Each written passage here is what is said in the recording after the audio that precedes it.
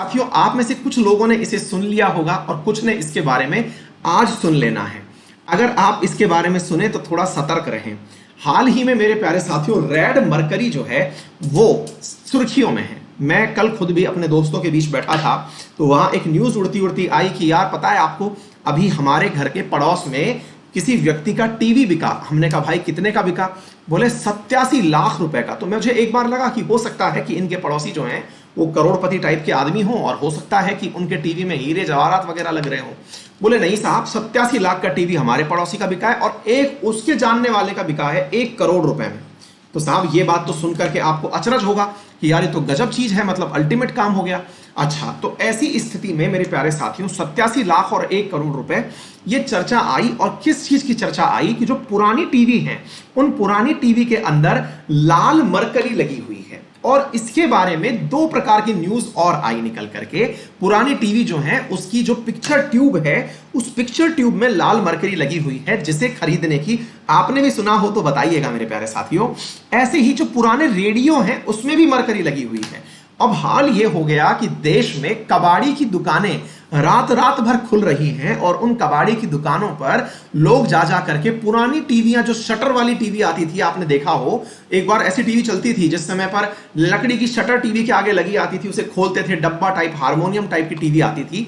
उनको खरीदने के लिए लोग लंबी लंबी कतारें लगा रहे हैं। मेरे प्यारे साथियों, मैंने इस चीज की थोड़ी सत्यता प्रमाणित की क्योंकि थोड़ा साइंटिफिक होने का फायदा उठाया कि मरकरी का क्या रोल है, कैसे काम करती है। तो मेरे प्यारे साथियों, मुझे ऐसी कोई भी जानकारी इसके बारे में नहीं मिली, लेकिन हाँ, वायरल मैसेजेस में जो जानकारी मिली वो ये थी कि पाकिस्तान कोई न्यूक्लियर बम बना रहा है। अब देखिए, ये बात सुनकर थोड़ी हास्यास्पद लगती है और इसीलिए मैं आप लोगों के माध्यम से आपके परिवारजनों और जिन लोगों के बीच आप उठते बैठते हैं उनके बीच में थोड़ा सतर्कता का मैसेज भेजना चाहूंगा। पहले समझिए, पहले घटना सुन लीजिए जो आप तक भी पहुंचेगी और उसके बाद में क्या सही रहेगा वो भी सुन लीजिएगा। इनका कहना है कि पाकिस्तान ने हाल ही के अंदर अपने यहां पर कोई परमाणु कार्यक्रम चलाया है जिसमें मरकरी की सख्त आवश्यकता है। तो पहली बात तो ये कि पाकिस्तान की न्यूज है, बोले अच्छी बात है, और उसमें मरकरी की आवश्यकता है और तुरंत मरकरी की आवश्यकता पड़ने पर इसको मंगाया जा रहा है, अच्छी बात है। दूसरा, एक न्यूज और वायरल हुई जिसमें यह कहा गया कि मरकरी में एक वो दवा पा गई है जिसकी वजह से लोग कोरोना वैक्सीन से बच सकते हैं, यानी कि कोरोना का इलाज जो है वो मरकरी वैक्सीन से होता है। 2 चीजें मुझे पता चली, एक कोरोना का ट्रीटमेंट और दूसरा जो मुझे पता चला वो ये था कि आप लोगों के सामने मरकरी यानी पारा जिसे आप समझते हैं, ठीक है। दूसरा एटम बम। मैं आपको दोनों ही बारों में पहले तो चर्चा कर देता हूं। पहली चीज तो यह समझिए कि मेरे प्यारे साथियों, एटम बम बनता है रेडियो एक्टिव पदार्थों से। रेडियो एक्टिव पदार्थ मरकरी नहीं है। मरकरी एक धातु है जो लिक्विड मेटल है।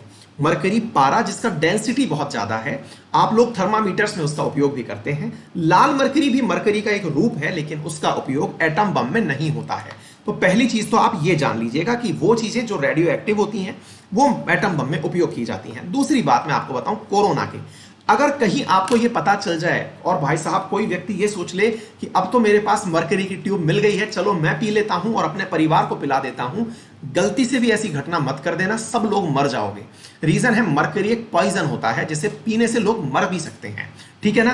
पहली चीज ये है मेरे प्यारे साथियों। और मरकरी पारा जिसकी वजह से मिनामाटा डिजीज हम बचपन से पढ़ते आ रहे हैं, कृपया करके ऐसी कोई भी गलती मत कर लेना जिससे कि जीवन से हाथ धो बैठो। तो इस प्रकार की अफवाहों से बचें। फिर आप पूछेंगे सर फिर वो 87 लाख की न्यूज क्या है? चलिए मैं आपको वो न्यूज भी बताता हूं। आप भी इस प्रकार की न्यूज से मुखातिब होंगे, मैं आप लोगों को वो बताता हूं मेरे प्यारे। हाँ देखिए, कई लोग तो कह रहे हैं कि भाई बता दिया, बेच दिया। आप ध्यान से सुनिए, इस बात को भी थोड़ा समझने का प्रयास करिए। ये पूरे तरीके से समाज में फैलाया गया एक फ्रॉड होता है जिसका लाभ समाज के कुछ लोग उठाते हैं, बाकी लोग बर्बाद हो जाते हैं। जैसे पहला लाभ तो ये है, किसी व्यक्ति को, मान लीजिएगा कि मैं एक रैकेट चलाता हूं, आप ऐसे समझिएगा कि मैंने एक गिरोह बना रखा है और मैंने अपने पास 5 करोड़ रुपए लगाए, 5 CR लगाए, मैंने अपनी तरफ से इन्वेस्टमेंट किया। इसको समझना कितना आसान है, ध्यान से समझना।